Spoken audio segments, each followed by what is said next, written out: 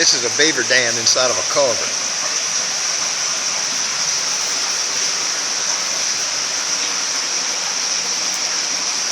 I'm on the back side of the dam. This is a culvert that runs under a highway. Some of you people wonder why I trap beavers and think it's inhumane to kill them. Well, this is part of the reason. These culverts get blocked up, cause thousands and thousands of dollars of damages. If you don't control the beaver population,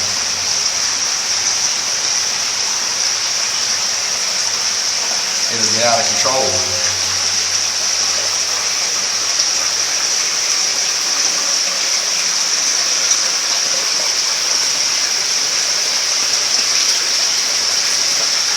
Look at how well constructed this dam is.